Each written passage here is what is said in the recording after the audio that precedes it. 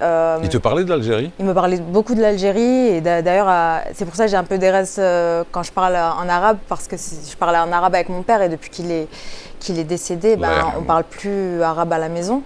Et voilà, non, il m'a toujours dit, voilà, il faut savoir où on va, mais il faut savoir d'où on vient. Et c'est vrai que mes racines, c'est l'Algérie. Et voilà, il m'a toujours, voilà, c'était plus la tête, voilà, bien remplie, travailler bien à l'école, etc. Et puis ma sœur, c'était le côté artistique.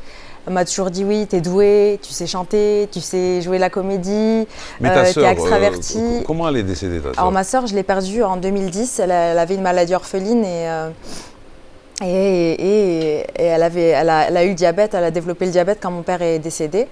Ah ouais, d'accord. Du coup, elle s'est battue.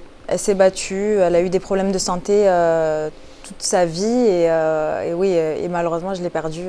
Ça, c'était vraiment une épreuve très compliquée pour moi parce qu'on s'y attendait pas du tout. J'imagine, ta sœur, pour toi, c'est jeune, ouais. Voilà. Et c'était juste avant que j'aille faire mes études, aux États-Unis. Aux États-Unis.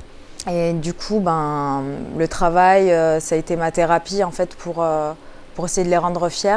Donc voilà, je suis allée aux États-Unis, j'ai fini mon master en commerce international.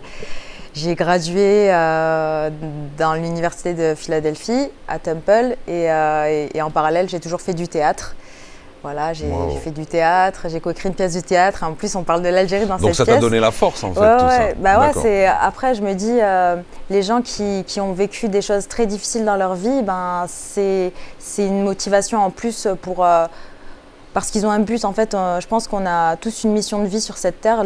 Dieu, il nous met sur terre, c'est pour faire quelque chose d'important et rendre ce monde meilleur qu'on l'a laissé. Et moi, c'est vrai que l'héritage que mon père, il a tellement souffert dans sa vie. Ses parents, ils l'ont un peu délaissé. Après la guerre, ils sont partis. Lui, il est resté avec sa grand-mère.